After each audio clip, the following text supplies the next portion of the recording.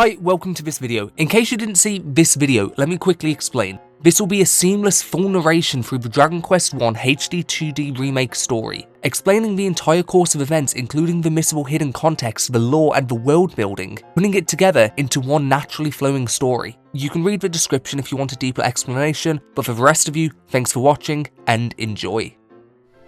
A strange voice is heard. It says that a great darkness threatens this world and if left unchecked, it may swallow it entirely. But the hero, a scion of Erdricks, may be able to save it. He must head for Tantagel and do all he can, for the fate of the world lies with him. The hero wakes up in a forest and overhears an attack nearby. A captain and his two guards are under attack by a swarm of fiends.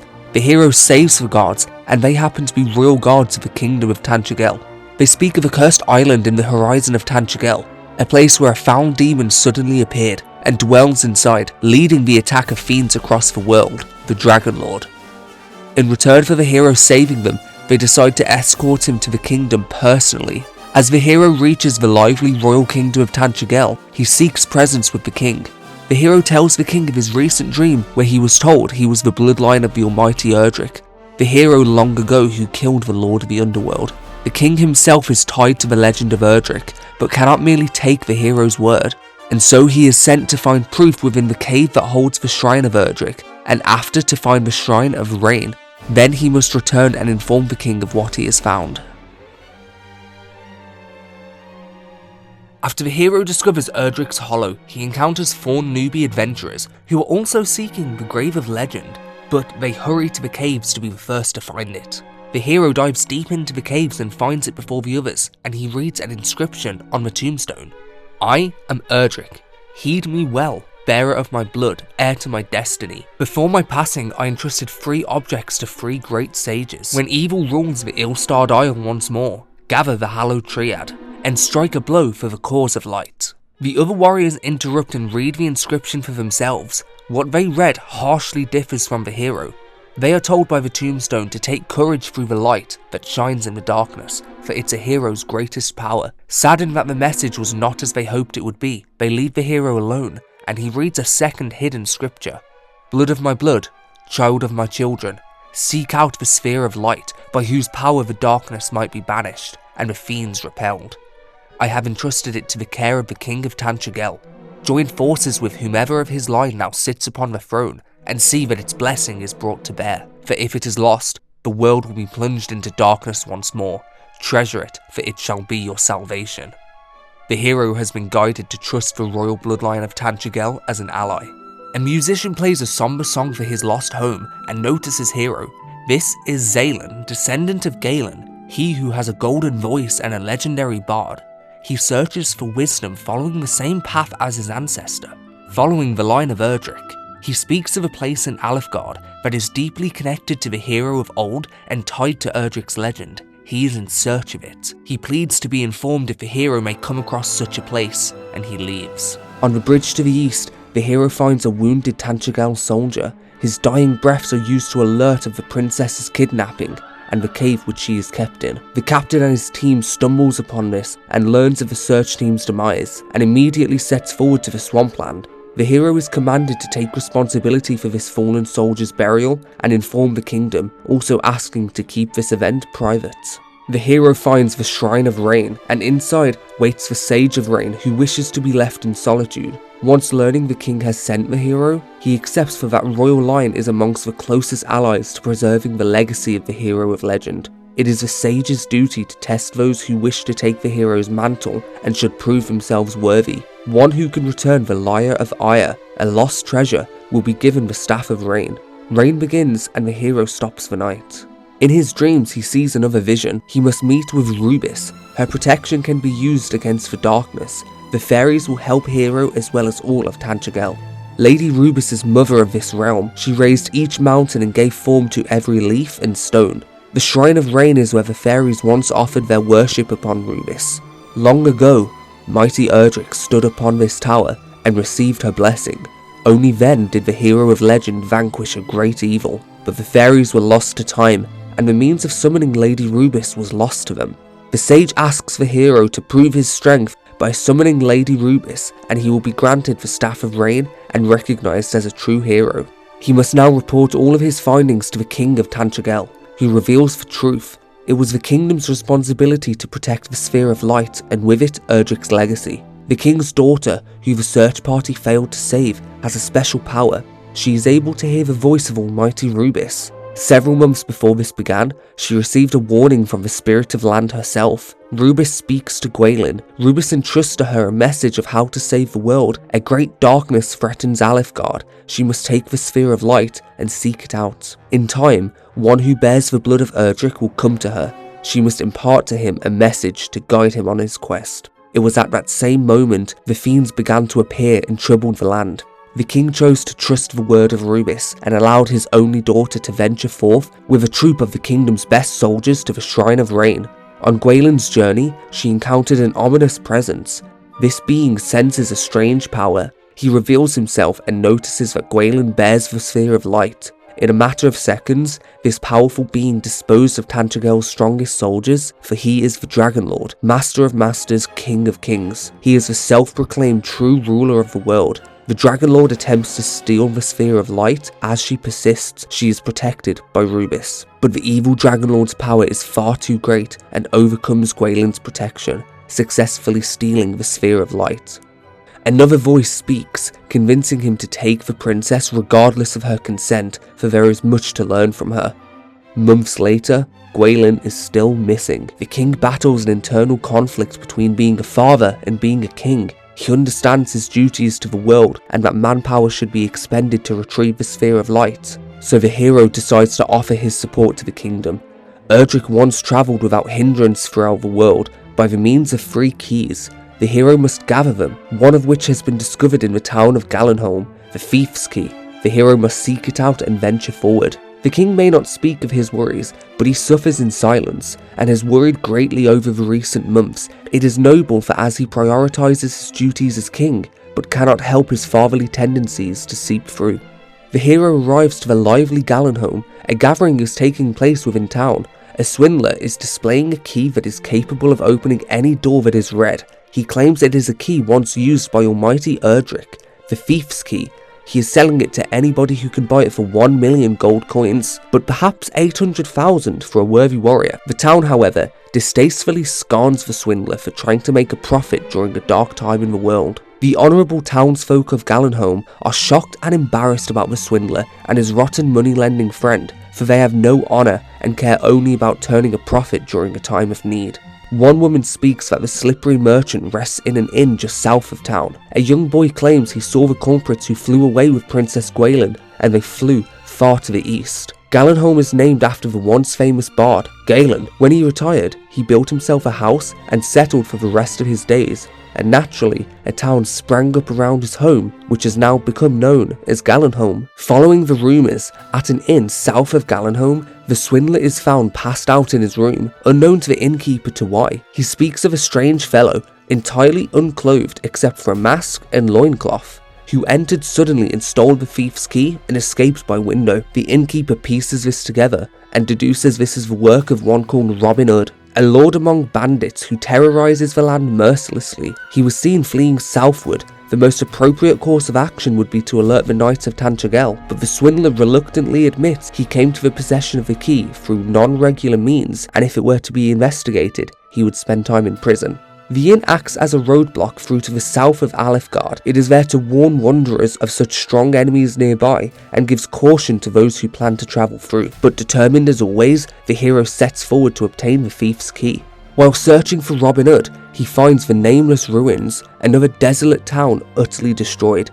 Here, much like at the Forgotten Ruins, Zalen plays another song and warms his heart to have their paths cross again. He wonders if there is any meaning in his dream. What is the meaning in bringing new works of song into being if all of mankind is doomed to fall like this town was? The hero finds an inscription scribbled on a sign.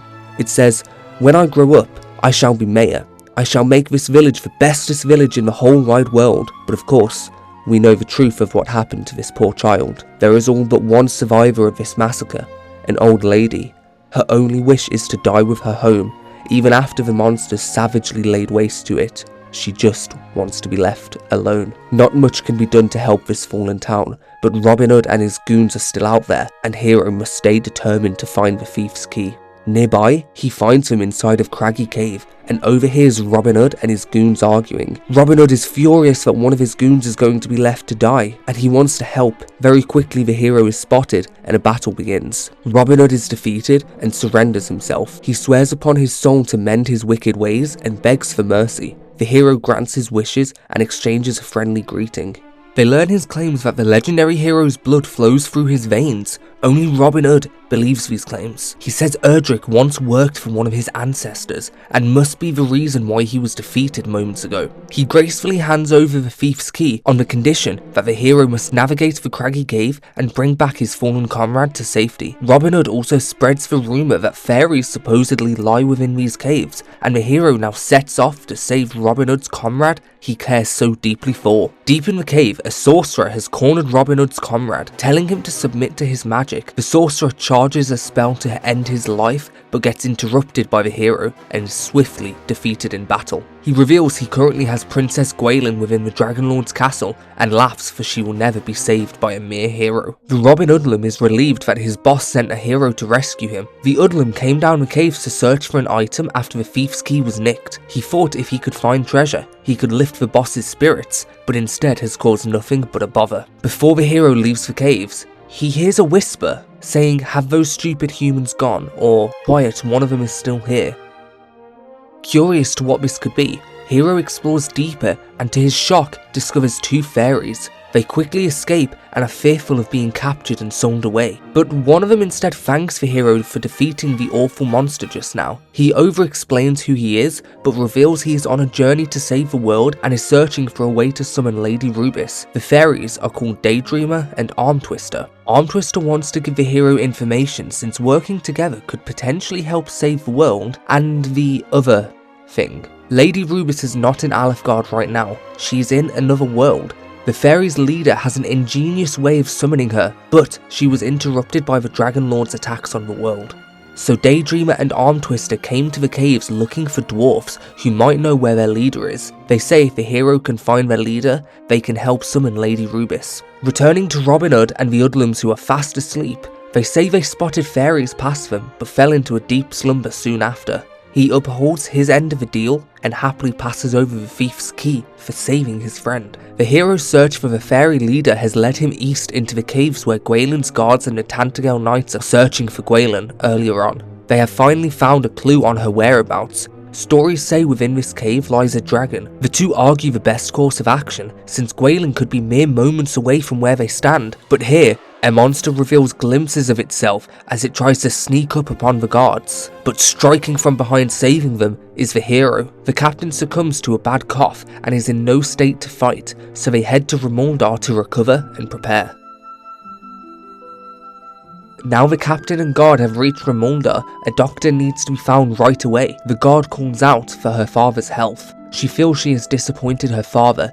He inspired her to pick up the sword and follow his path, but her failure in protecting Princess Gwaelin has forced him out of retirement, and now he is suffering from a great illness. The doctor says the illness is from the nearby swamps. The illness is born out of darkness and is a force none yet have learned how to combat. He fears there is nothing they can do to help. Perhaps there is a mage with the power and spell that might aid the captain, but he does not know who or where that person might be. A cabin to the west of town is locked, but the thief's key can be used to enter through the back door. Inside is the Warlock of Doorlocks. The thief's key pales in comparison to his own magic. He is a jack of all magical trades, and by luck, he has a spell that can cure the captain, although he is busy. The dwarf who was recently aiding him has suddenly vanished. The hero agrees he will uncover the whereabouts of this dwarf, and in return, the warlock will use his healing magic for the captain. The caves where the dwarves lay are swarmed with powerful fiends. It lies in the deepest part of a cavern south of Rimuldar. Assuming all is well, his craftsman friend should be found there. Amongst the moat that surrounds Rimuldar, a man named Roderick is awaiting for his love, and wonders why she is late. He asks if Hero shall come across a maiden named Enid to tell her Roderick is waiting here. Enid is found on the other side of a moat, but she was told the wrong location to meet. Returning to Roderick, he is grateful of the hero's help and in return tells him from the Baths of Kol, walk southward and examine the ground carefully beneath his feet to find a treasure. For this was a secret entrusted to his grandfather's grandfather's grandfather by the mighty Erdrick. A martial artist speaks of a shrine in a tower, north and west to the village of Kol, for a most curious fellow dwells there alone. The town's carpenter admires the work of the dwarves, but reveal they are stubborn and not too friendly either. They only occasionally have deals with humans, but none as of late. But a strange old man tells legends of how mighty Erdrick once used the Rainsbow as a bridge to the Forsaken Isle just west of here. They also speak of how the hero did descend into the darkness through a hidden doorway in the castle's throne room. He says if Hero could by chance meet with a descendant of Erdrick, Hero must promise to inform him what the old man now speaks of, for this knowledge shall benefit him greatly. The Thief's Key can be used to unlock all doors amongst the Cave of the Dwarves, but extremely strong fiends lay waiting amongst it, much like how the Warlock warned. Deep in the Cave of the Dwarves, peril is afoot. One dwarf reveals that it was in fact them who constructed the Fairies' secret dwelling place, built it and hid it too. Even if a person were to stumble upon the hiding place, they would not know it. Dwarves do not abandon their own kind, even through sickness. With the world being in peril as it is, none of them are prepared to brave the dangers of the world in search of doctors or medicine. A dwarven craftsman is sick in his bed, but learns the hero was sent by the Warlock of Dorlocks. He too was hit by a darkness poison from the cursed swampland, much like the captain. He fears he will not stay in this world for long. He had hoped to see the magic key completed. He once heard of a miraculous medicine that the leader of the Fairies say might cure all sicknesses. She and the dwarf are long acquaintances, but haven't spoke for a long time. He is sure he cannot survive the journey to Craggy Cave and southward to their secret dwelling place. He can only accept that he is done for. Hero, now with the knowledge of where the Fairies live, sets off to find the Fairy Village. Upon stumbling the village, Hero is immediately scorned and demanded to leave. Armtwister however recognises him and approaches him. She explains to the Fairies that he is the one that she forced asked to help her.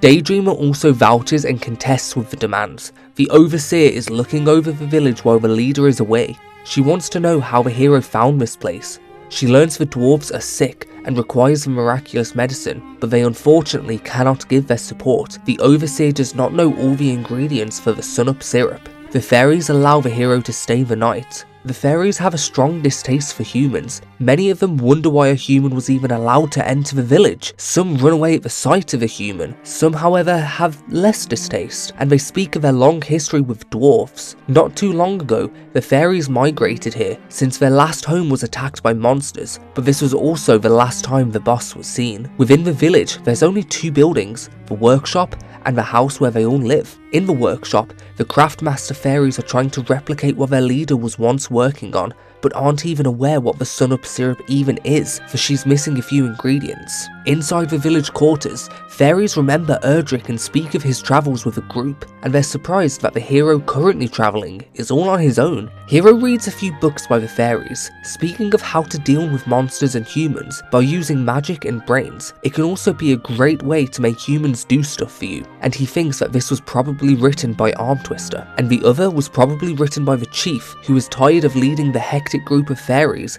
and wishes for their leader to return. Elsewhere, Princess Gwaelin is praying to Almighty Rubiss for strength in her time of need. A mystical monster sprays her with a darkness spell, and she suddenly sees a vision of being back home in Tantagel Castle.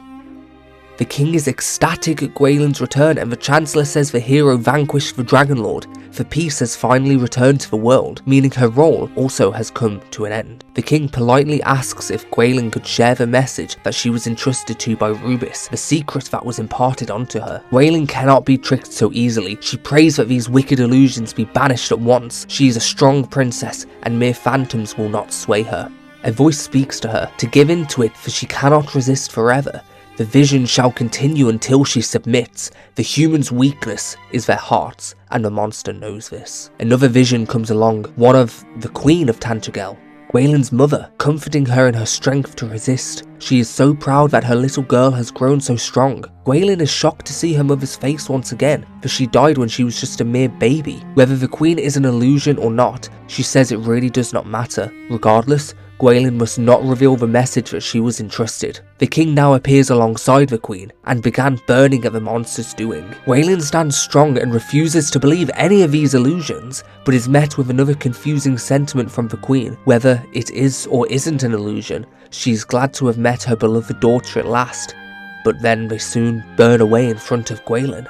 She knows that none of this is real, it is all figments of a mirage, but watching them suffer and burn makes her feel ever so sad. The pain is too hard to bear. Multiple illusions of the king and queen appear again and again, spreading more emotional sentiments, pulling on her heartstrings and tearing her down through her heart. A voice is heard, saying the light of hope is fading and must hurry. Only with the magic key the princess will be free from this torment. The voice reveals the missing ingredients that the fairies can make the Sunup Syrup with the glimmergrass and wake robins. There is not much time left. Hero must go to her. The fairies are hesitant to believe this story, and they still do not trust humans. The overseer says that if he can bring those two ingredients, and it truly does make the Sunup Syrup, then she shall believe him. She guides Hero southwest, far down by the mountains. Nearby he discovers the citadel of the Monarch of Medals, a royal palace that is home to the Monarch of Medals, a collector of the most maximally magnificent of minuscule marvels, mini-medals. He can offer a fine array of rewards in exchange for any mini-medals that the hero may find across Alefgard. Hero finally discovers the Field of Flowers, a place where natural life flourishes and where the fairies directed him to find the missing ingredients. He first obtains the Wake Robin and soon the Glimmergrass, but he notices a strange item nearby. Once he approaches it and carefully looks through the grass, he finds a strange glowing fruit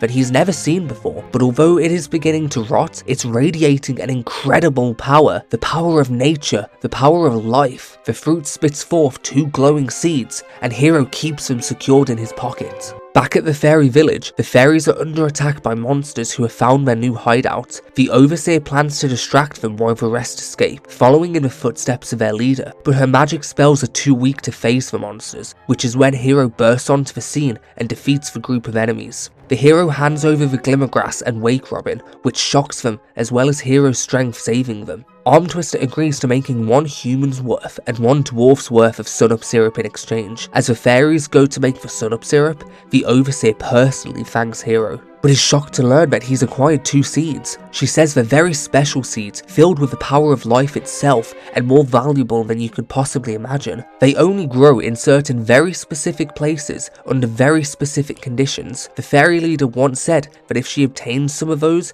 she can make something she always spoke about. She is angry that the fairies were searching for them for so long, only to be found by a selfish human. Hero responds by handing these rare seeds over to the Overseer, but as she responds, she's interrupted by Daydreamer, exclaiming they've successfully created the Sunup Syrup, meaning the hero's dreams must be true. The fairies hand 2 doses of Sunup Syrup over to the hero. The Overseer asks that the hero returns to them after he's cured his 2 friends, but the other fairies are displeased by this, but she explains the situation behind the seeds and that he might be one of them after all. Returning to the cave of the dwarves, Hero administers a dose of Sunup Syrup to the dwarf as he sleeps, and instantly the poisonous humours dissipate before his very eyes. As the dwarven craftsman wakes up, he remembers Hero was sent by the Warlock of Dorlocks, and in return will make way for Rimuldar with all haste. The legacy of his newly regained life shall be the return of the magic key. Beneath a well in the dwarf's home, Hero finds a wellspring crystal, a strange substance that could be equally ice and equally crystal, an important item that may come in handy later on. Back at Rimuldar, the captain's daughter, the guard, wallows in sadness for all that has happened. Had she have been better, her father would not have overexerted himself to correct her failures. Hero arrives to learn both the priest and mage have exhausted all avenues to aid him. He shall soon perish, but Hero says hope is not lost and administers the Sunup Syrup to the captain as he sleeps, and again, poisonous humours dissipates before his very eyes. Gwaelin's guard is utterly ashamed, breathing what could be his last breath, while she wallows in her mistakes, whilst Hero was seeking out for a solution despite being a stranger. Hero tells her of his dreams about Princess Gwaelin being held captive in a cave. The guard recovered her necklace by the cave, discarded upon the ground. The hero hears a voice. "Mighty hero, I trust that thou will return the light unto this benignant world of ours. I trust thou will come to my aid. Thou must come quickly. I know not how much longer I can." The princess spoke to Hero privately through the necklace, but the guard could not hear this. She hands over the necklace and requests the hero goes to her within the caves and find her soon. But the doors in the cave are locked up, so Hero must first acquire the magic key from the warlock. At his house, the warlock and dwarf are in the final stages of their craft, combining the magic spells and quality craftsmanship of the dwarf. When finished, the magic key has come to creation. The magic key shall not bend nor break, no matter how many times it is used. The warlock learns of all the hero has done, aiding the dwarves and also the fairies. He says it truly is like the tales of mighty Erdrick, for it was that very same hero who once bared the key that the one they just created was modelled after. He hands it over to the heroes, for it is his by right. Amongst Rimuldar, a prisoner speaks of a chilling tale. In a land distant to the south, lies a forest that once entered may never be left. It is said to have been cursed by one greatly skilled in the art of illusion. The old man who spoke of the rain's bow shares an ancient rhyme of Alefgard. When rain and sun the twain do meet, the rain's bow shall a bridge complete. The legends also speak of a stone betokening the sun, which slumbers within the grounds of Tantagel Castle. This old man has vast knowledge on the legends long ago. Hero finds a mystical soothsayer in her place of foretelling of sight beyond sight. Even if Hero does not speak a word, she still knows of his heart and purpose. She speaks of a place where rain and sun shall meet at last. Journeying south of Rimuldar, one will find the most holiest of shrines, the blessed sanctum. Before setting out to rescue the princess, the hero returns to the Fairie Village as they requested. He discovers them creating something called the Soul Sigil within the workshop. Using the seeds he gifted them, sigils are created by the boss. There are 5 in total. There's life, sun, moon, stars, water, and soul. This can be used to summon Lady Rubiss, but the hero's knowledge of such matter causes tension between the fairies. For Lady Rubiss is a secret of the fairies. They speak of making the hero acquire the seeds to make all 5 sigils, just like they did one day long ago with the mighty Erdrick. The fairies officially ask the hero for his help in bringing Lady Rubiss back to this world. They hand over the Soul Sigil to aid him on his quest. The Soul Sigil can have excellent effects, making the hero stronger with more health, and also transforms some spells and abilities into more powerful versions. The hero hands over the Wellspring crystal he found within the Dwarven Caves, and crafts another sigil, instantly using the crystal's abilities. This time she has crafted the Water Sigil, and hands it over to the hero, making him stronger, this time amplifying the potency of items used in battle. Only 3 more sigils must be crafted in order to summon Lady Rubiss back to this realm. Now the hero is better prepared and ready, he sets forth to save Princess Gwaelin from the Quagmire Cave. Hero finds the Moonbeam Dew, a plant that can later be extracted by the fairies for a new sigil, but he must persist deeper into this cave. Hero has stumbled upon Princess Gwaelin within her room, but she questions how she was even found in the first place. Almighty Rubiss has banished the illusion, for it was a fake Gwaelin. Nothing can be trusted here. She is shocked that the hero did not come here to learn the messages she received from Rubiss, but instead just to save her. This is when she learns that Hero is not another illusion from the Dragon Lord, and this is not an illusion for the hero either, for this is the real Gwaelin. As the illusions fade and the two see that they have returned to the cave, a powerful dragon appears to take them down. After this long and tough battle, the hero proves his strength and the green dragon is defeated. Gwaelin is surprised to be given her lost necklace again. After all she just witnessed, she is sure that the hero is he. She shares the message that Almighty Rubiss entrusted to her. She says she can only share it to that who shares the blood of Erdrick. The sacred egg has been tainted, and a great darkness will engulf the world. Sun, rain, and rain's bow all shall dwindle. She says there is one man southward who knows all, and he must embark there to find more on the rain's bow. Hero picks up the princess in his big strong arms, and carries her back to her home in Tantagel.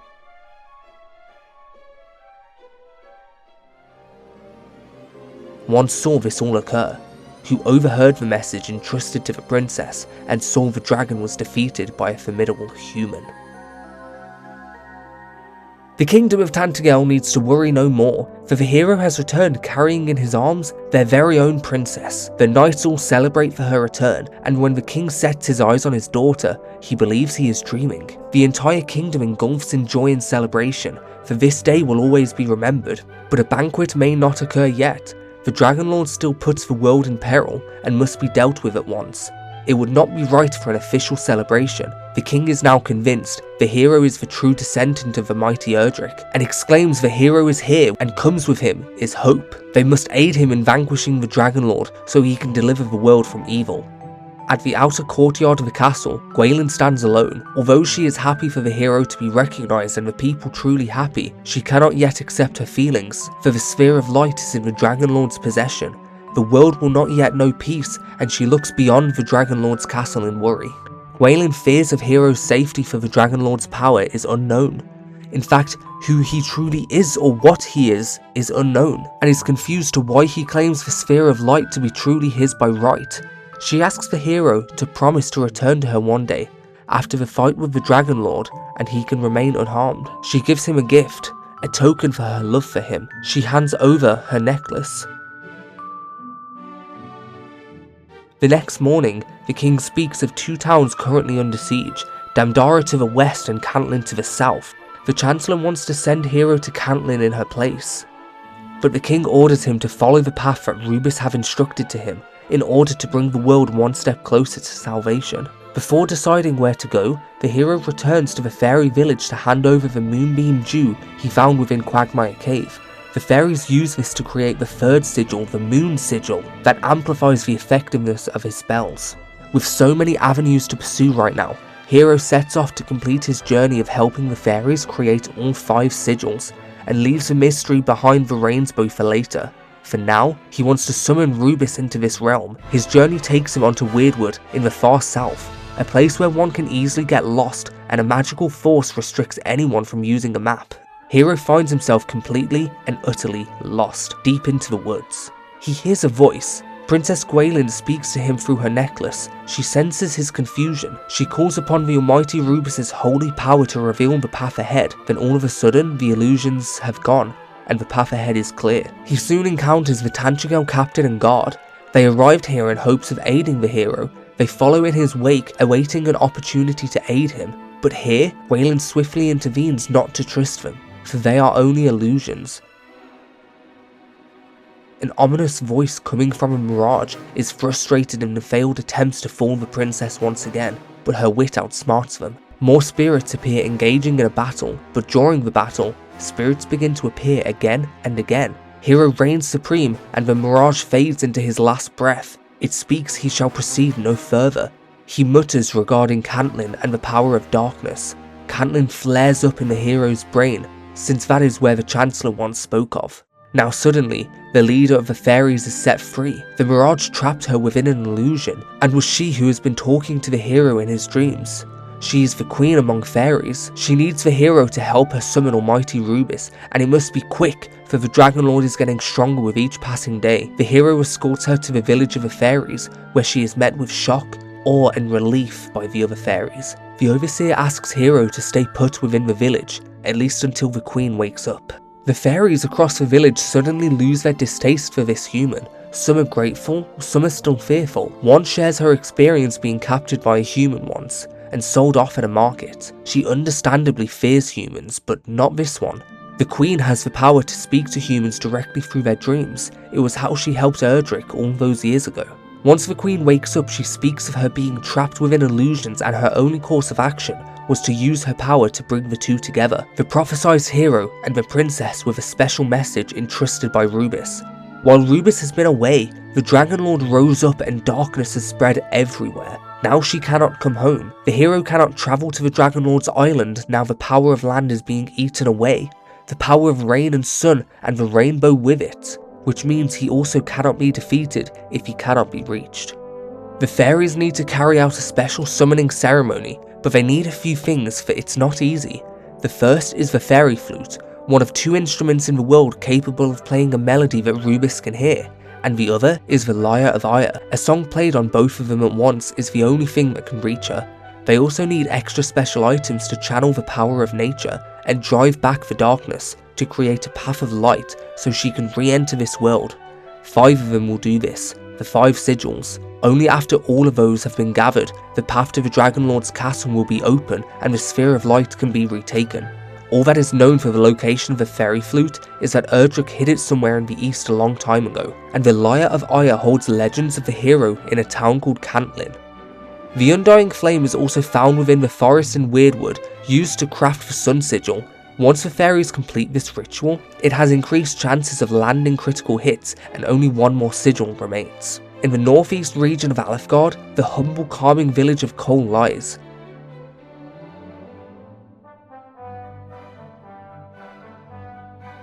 In the east of the village, a royal guard is visited by Hero by chance. This guard was a part of the unit sent to seek out Princess Gwaelin. He left his unit and sent his resignation, for he was too injured, but also too fearful, so he returned to the village where his wife and daughter lives. His wife works twice as hard to provide as he spends his time weeping in solitude. A traveller warrior has arrived in Col in search of a sword of legend, but it is not found here. He did hear from an old blacksmith of a rare sword that can be found in the town of Cantlin.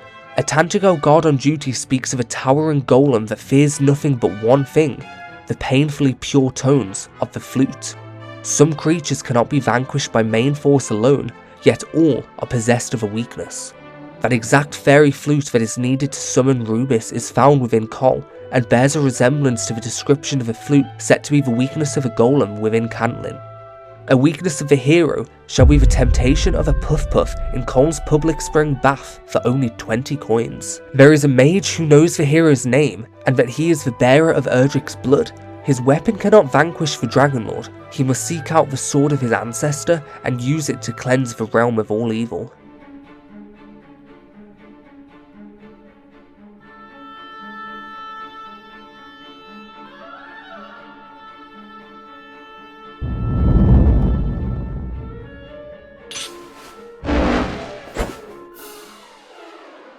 The slumbering golem is woken by the hero's presence and is an almighty foe, but Hero is prepared with a fairy flute and sends his fiend back to his deep slumber. But he awakes frequently in a rage. Even with the fairy flute in hand, this stands as the hardest battle for the hero on his journey yet, but the golem is defeated and drops a diamond.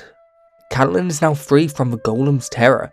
Cantlin's royalty greets the hero at his grand entrance for freeing them from their own walls. The golem was created by a mage who intended to create a stone guardian to protect the town. But since the dark fiends appeared in the world, some nefarious means corrupted their noble protector, turning it into an ignoble oppressor. This town tells a woeful story. Long ago, we see a monster named Spiketail searching for the treasures of Cantlin, the Sword of Kings, and possesses the Guardian, the protector of Cantlin.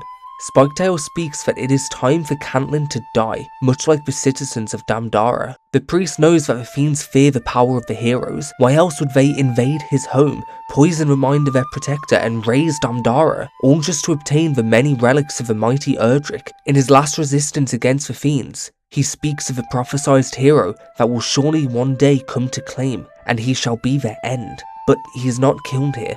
The fiends carry him off to their stronghold on the Weeping Isle. They remember his story in honour, since it is due to his actions that saved the town from certain death, but the golem remained fuddled, trapping them all within the walls of the town. The new protector of Cantlin learns that the hero is here in search of a Lyre of Ire, but it's a matter concerning their beloved priest, who is no longer here. So Hero intends to go to him in aid, and plans to rescue him from the Dark Fiends. The Weeping Isle lays just north of Cantlin. The only way there is through a bridge that has long since broken. If it was to be rebuilt, the fiends would surely descend and stop it. The people of Cantlin hold this priest in such a high regard, owing their lives to him and speak highly of his honour. The townspeople wallow in the thought that Damdara was once a bustling and lively town, until the fiends laid waste to it. The hero finds some interesting passages within some books. One speaks of the research into Erdrick's equipment. There are 2 legendary ores that are part of it, Orichalcum and Zenithium, but neither can be obtained in modern Alefgard. Another speaks of the legend of how Erdrick defeated the dreaded Soma by infusing his blade with magic, but to master this, one must have a firm grasp of swords and sorcery. It is widely believed that Erdricks' sword has long been shattered before he used it, but if that is true, how could it have been restored to lay the Lord of the Underworld low? Whoever wrote these books hopes to learn the sword's secret and one day maybe forge it himself. A wealthy merchant did once tend a shop in the desert town of Damdara. He was absent off abroad to sell his wares when the fiends attacked, and his grandfather Magog was killed. He has started a new life here in Cantlin, but misses his home in the east of Damdara. But Magog is also mentioned by another in town. This merchant's grandfather spoke of his friend Magog, and of a chest that he had containing the great treasure that he buried beneath a tree behind his shop. If the hero would one day come across Damdara, he should remember what he has learned. Now Hero must search for a way to repair the bridge. He visits the dwarves for they are formidable craftsmen, but the entire group of dwarves are reluctant to help a human and need convincing. But he's cut off. The dwarves remember the hero's efforts of risking his own life to save one of them, and all agree to support him in his time of need. He escorts them back to Cantlin to acquire the materials to build such a bridge. They plan to build the bridge hastily in just one night, for the fiends would not notice such quick efforts. As the work begins, we see a menacing face. The Dragon Lord appears in his castle. He says it is time to reclaim the ancient power that is his by right, but his spells are refused by a mystical force. This infuriates him and puts him in a rage of even stronger power and aura. Back at Cantlin, in the next morning, the bridge is finished. As Hero sets off, he is stopped by an older scholar who is convinced he is in the line of Erdrick. He speaks of the kidnapped priest's past. His wife died when they was young, and his son had left home, never to return. He now resides in Damdara as a merchant. If Damdara truly was razed and its citizens slaughtered, it destroyed him to find out the news. The hero crosses that bridge and finds himself past all the mountains at the shore in the Weeping Isle, a confusing cave with many ways to pass. But Hero overhears a noise. The priest is being tortured for information regarding Erdrick's relics. He is ready to take his information to the grave. Hero makes haste through the confusing caves and eavesdrop on their conversation again. A fiend's brought back a prize from their raid of Damdara, which is that priest's runaway son. Whilst in a hurry, the hero takes a wrong turn, but perhaps bound by fate, this mistake led him to finding Stardust, the last item needed to craft the 5 sigils. The return of Rubiss is near, but first Hero swiftly heads for the priest and his son. But when he arrives, he was too late. The priest revealed the location of the ultimate key to save his son, but Spiketail has no honour and plans to kill them both regardless. As the priest is burned alive, Hero bursts onto the scene. He enters battle with the fiends, making waste of them with ease. Seeing this, Spiketail retreats in order to find the ultimate key. The priest's son mourns, and the priest breathes his last breath. The hero escorts the son back to Cantlin, where they hold a funeral for this fine wise man. Together they offer a prayer upon him. They speak of a poem from Galenholm of the Golden Voice, grandfather of the hero's friend, Zalen.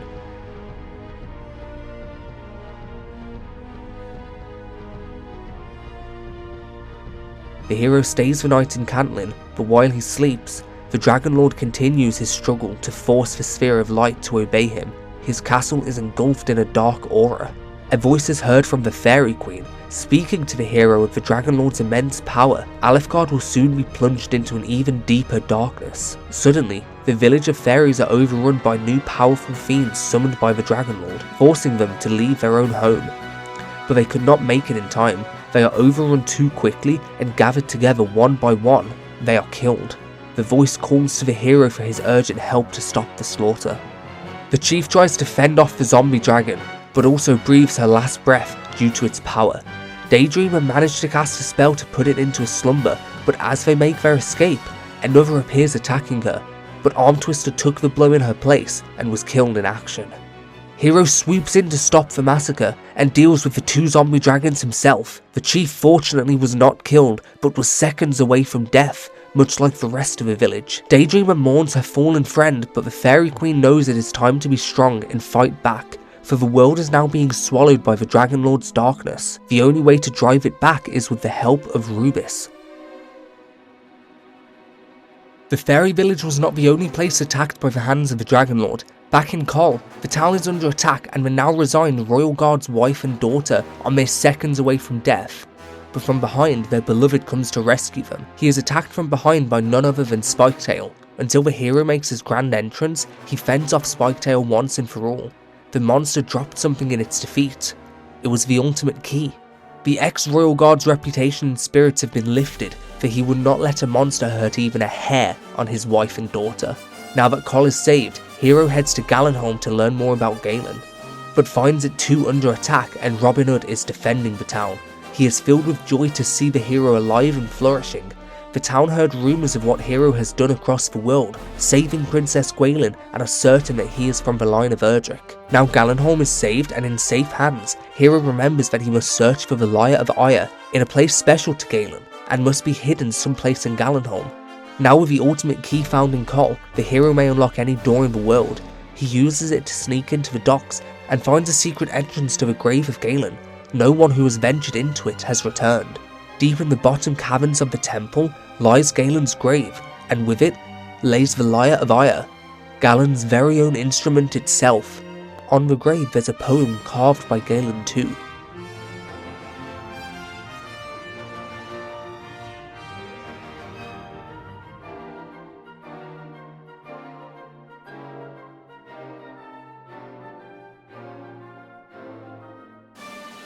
The hero returns to the Fairie Village and hands over the stardust found from the Isle. They use it to craft the fifth and final sigil, the Star Sigil. And now Hero returns to the leader with everything needed to summon Rubiss. They must travel on top of the shrine and play the melody for mighty Rubiss so she can come back to this realm. Atop the Shrine of Rain, the Sage of Rain who met the hero at the beginning of his journey is nowhere to be seen.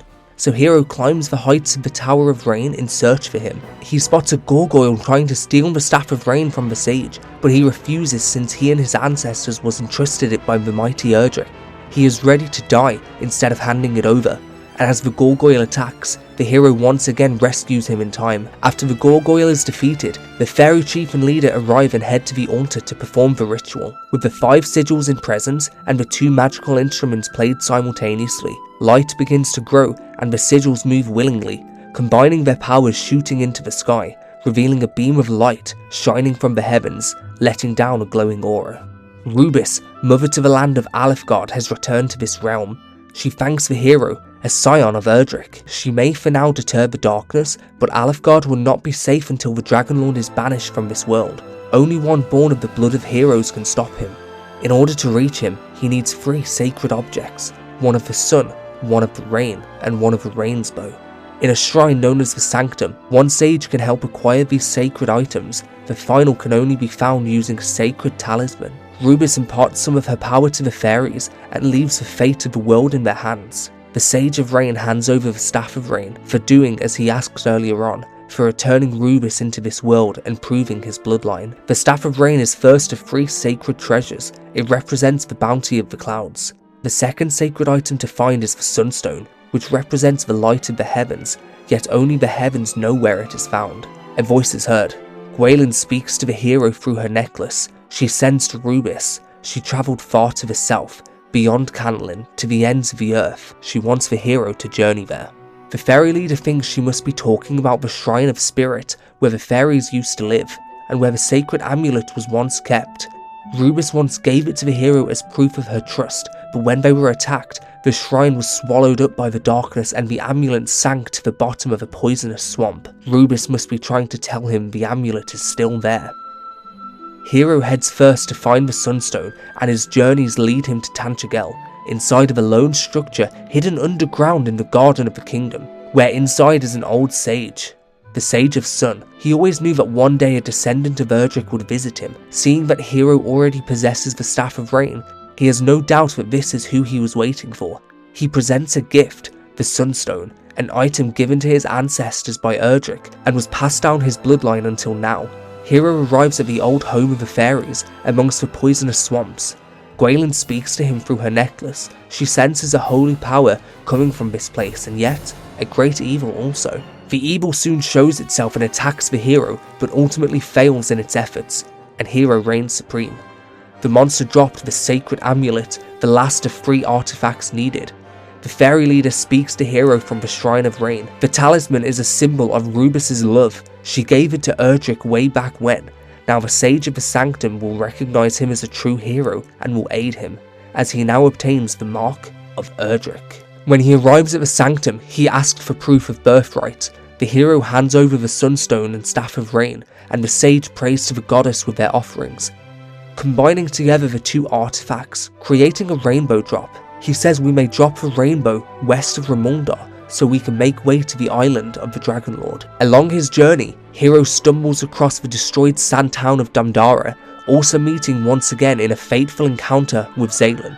Damdara was once found to have orichalcum, a rare material that was crafted into the sword that Erdrick once used. The fiends attacked this town have surely carried off with all such treasures. Whilst exploring Damdara, Hero is caught by surprise by an overbearingly large monster summoned through the sand. This surely is the fiend who wrecked the town to debris. After defeating this late night, avenging the town of Damdara, Hero spots something in the corner of his eye. He found buried beneath the sand Erdrick's armor. Continuing his preparations to fight the Dragon Lord, the hero's search for the legendary Erdrick's equipment continues. Now with the ultimate key, he returns to the Weeping Isle and finds Erdrick's shield resting within a locked chest. The hero has encountered a descendant of Gwaelin, who travels around the globe in search of a place with a deep connection to Erdrick. He believes Gwaelin of the Golden Voice and the mighty Erdrick spent time here in Cantlin. He speaks of the Lyre of Ire, and that he should return to Galenholm and have returned home their beloved bard. The hero meets him in Galenholm, the home of his storied ancestor and had encountered with Robin Hood. Another fateful encounter with a descendant of one who encountered with Erdrick. He heard a story from Robin Hood about the fairies, and Zalen himself has heard tales of encounters with fairies in the field of flowers in the far south. It is said Erdrick did consort with such beings and might check it out for himself. As Hero expects to meet Zalen within the field of flowers, instead he encounters the Overseer, the fairy chief. Hero asks for her help to find a place with deep connection to Erdrick, but she cannot help for she was more familiar with Ortega, Erdrick's dad, and she reminisces of past times long ago. She directs Hero to the Shrine of Rain to speak to the leader, for she might know the answer. The leader does in fact know a place with deep connection to Erdrick, and takes the hero there to see. She takes him to an island west of Tantagel, where Erdrick first stepped foot in Alefgard. She says not long after Zoma was defeated, Erdrick returned here. He always wore a cheerful mask in front of others, but here on that day, for once, the mask slipped. His eyes once filled with resolve were filled with tears. Lips that once kept a stony silence now moved in a silent prayer. Perhaps it was a message of reassurance to a much-missed mother. She takes Hero outside to where Erdrick once laid that silent prayer, and resting there is Erdrick's helmet. Inside is an engraving. May victory smile upon you, great hero of Aliahan. All preparations are made, and Hero sets forth on his final quest to rid the world of darkness. He approaches the cliffs west of Rimuldar and uses the rainbow drop, opening a path to the island. The Dragon Lord feels the hero's presence and the bridge restored. Whilst he struggled to get the Sphere of Light to bend to his will, he plans to take out the hero.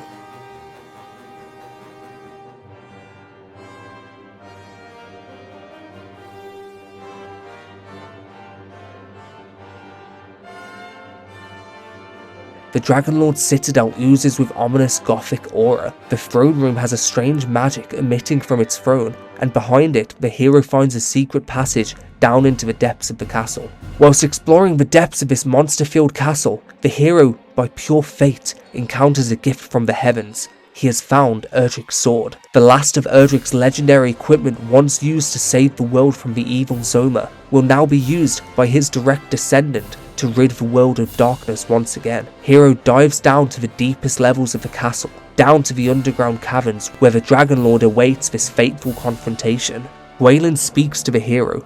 She feels the presence of the Sphere of Light. She reminds Hero of his promise to return to her unharmed. Arriving in the true throne room, Hero sets his eyes on the Dragon Lord and approaches with confidence, and they have their official meeting. The Dragon Lord's kind were once masters of this world, but was changed and lost through human history. He says the Sphere of Light would have been his by birthright. His ancestors instead saw fit to grant this to a human hero. Now he has a chance to rid the world of the descendant of that very same human. He offers the hero a chance, an opportunity to join forces, split the world together, and rule as two rightful leaders side by side. The hero declines power over half the world, and declines this evil darkness, and goes forth to rid the world of the Dragon Lord once and for all.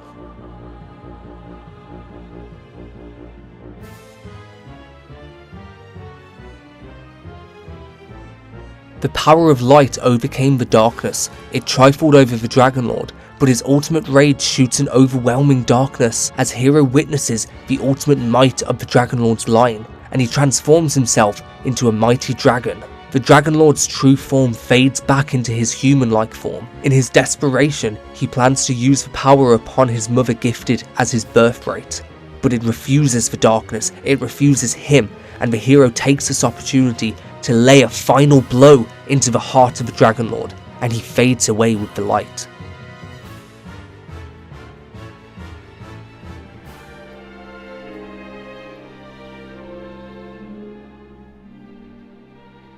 Lady Rubiss speaks to the hero. She says the time has come to bring this chapter to a close, and that he has done well. The hero takes the sphere of light and he holds it aloft. Those of the hero's line must remain ever vigilant, if even a seed of darkness can remain. The great evil has been banished, and the world knows peace once more. The heroes return to Tantagel to tell the king of the good news. The hero makes forth to the castle to share with the king of Tantagel and Princess Gwaelin.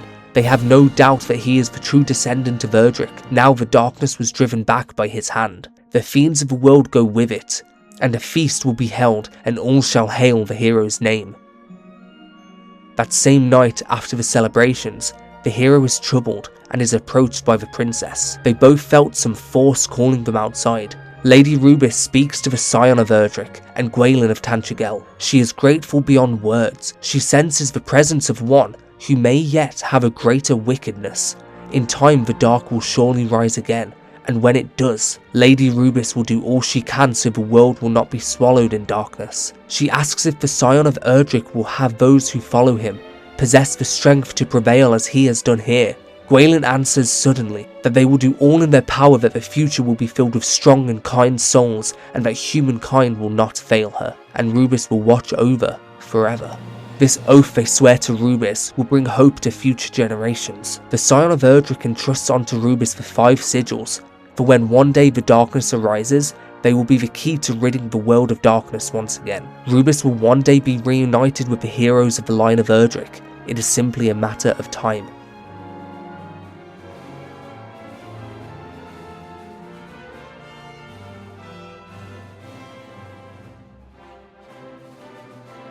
And back inside the castle, the king summons the scion of Erdrick. The promised hero with the blood of the mighty Erdrick is clear to be him. The king asks the hero to watch over the fair realm in his stead, and the hero declines that if he watches over as king, it must be a realm of his own founding, not to take the place of another. The hero is granted the sphere of light and is sent forth with good fortune. Gwaelin bursts in and wants to be taken with the hero. She wants to be his everlasting companion. Together they shall roam the land, so that they may one day fulfill the vow to Lady Rubiss.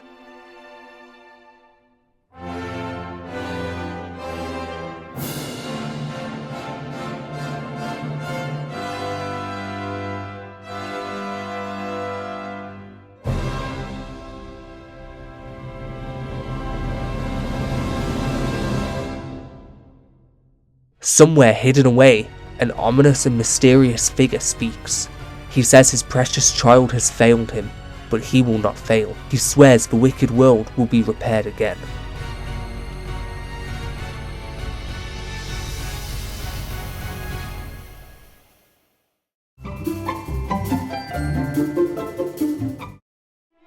The Dragonlord offers the hero an interesting opportunity. He invites him to join him and rule over the world side by side, the hero owning half of Alefgard and having the world succumb to darkness, and the hero accepts these terms. The Dragonlord accepts the hero's surrender and engulfs him for an eternity in darkness. The hero wakes at an inn in Rimuldar, shaking off a bad nightmare.